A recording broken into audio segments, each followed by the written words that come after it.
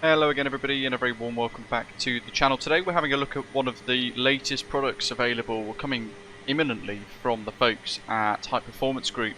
Famous of course for the development of their H145 helicopter and the H135 freeware version 2, as well as that hot air balloon as well in Microsoft Flight Simulator. But this is something again a little different, still in keeping to their mission packed style of ethics and add-on creation, and it is the Supertanker, the 747 Supertanker for Microsoft Flight Simulator. Based of course on the 747-400 variant and the 747-100-200 Evergreen tanker. There's two versions available, and you also get a King Air as a lead aircraft to help identify the fires and things like that too. So we're going to have a little look at the add-on, what it has to offer, discuss it and test it all out. If you enjoyed today's video, then hit like and subscribe down below, and share your thoughts as always down in the comments below.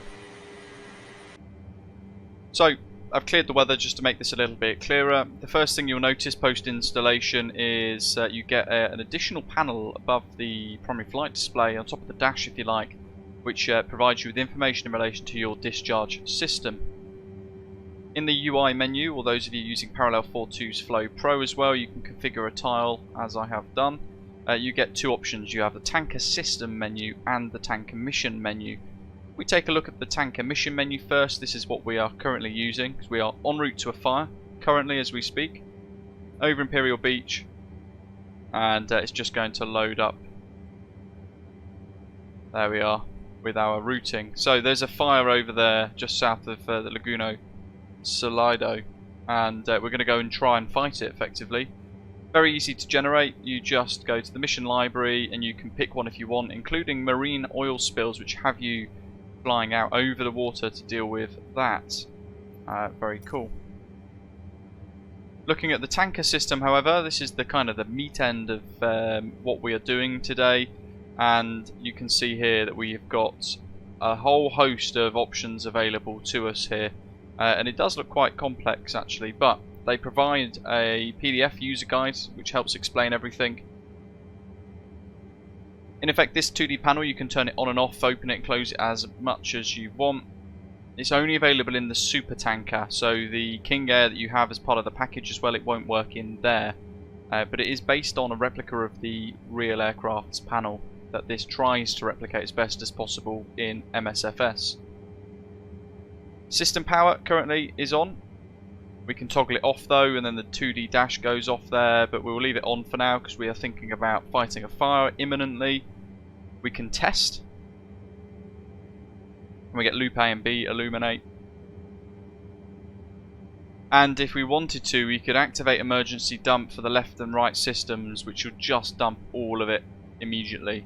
But we're leaving it in normal operation with drop valves controlled by the drop enable and drop station logic. Now, interestingly, if you're flying along and you're thinking, where is the King Air? The King Air isn't actually in front of us when you're flying the Supertanker. Our job is to try and contain the fire with an indirect attack above, and the retardant's supposedly got a red dye added too, which they've tried to replicate as best as possible inside the sim. So we should also apparently see the retardant remain on the ground a little bit where it was dropped. Now, one thing I found with the tanker mission is you could be flying along, and at the moment, according to the user guide, if you close or resize the panel itself during the tanker mission, the mission apparently will stop, which I think is quite messy. It's not really that usable in that sense. So you end up having to then refresh the Wildfire again, selecting 1 to 25, selecting what size of fire you want, and then waiting for it to generate as you're flying around aimlessly. We've just generated another one on the fly because the second time now attempting to run the missions, it's failed. And actually this time I'm just going to leave the panel up in the corner. It's resized as small as I can make it now.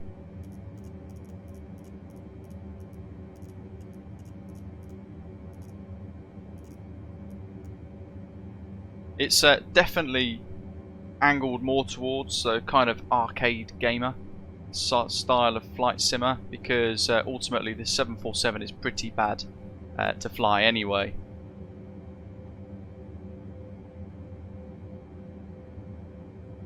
But it does the job for what it's intended. You know, vast amounts of fun. That looks like fire ahead. There we go. Oh my goodness, lots of fire on the hills. So, we're now thinking about getting everything ready.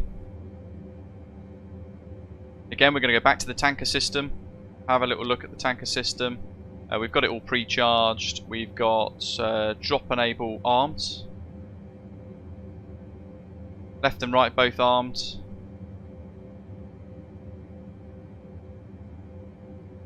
And we're full as well. Power's on. That's all good. So we are ready for it. We're going to bring our speed down to a more suitable level.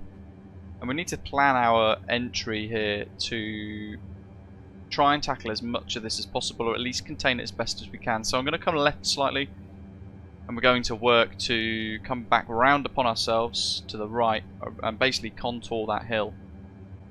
There's the fire. We're all ready to go. We've armed the system, we've checked the pressure, and we've also thought about how we're going to climb out and away from the fire too. So, getting prepped.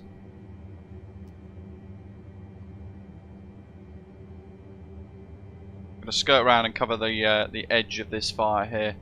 And then we'll work up the hill. So we aim to try and contain it first, I suppose, and then work up to assist. My throttles, my controls as well. Trying to trim the aeroplane into a smooth climb for now. And I'm going for that main bulk area here. And drop.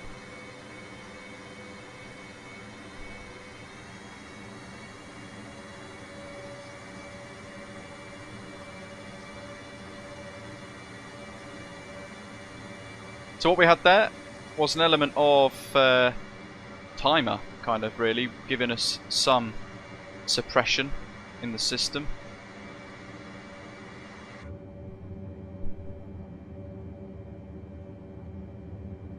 We can go back and have a little look at the system here. Back we go on target.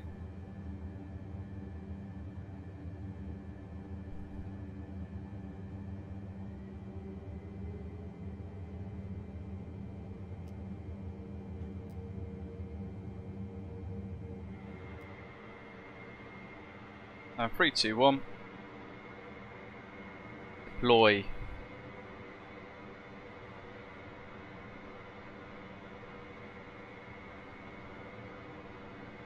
Just something that's giving us a little bit more of a unique flavour into a different style and kind of aviation. Something we've not really had before. Here we go. Red retardant this time. And a different selection of fires to fight.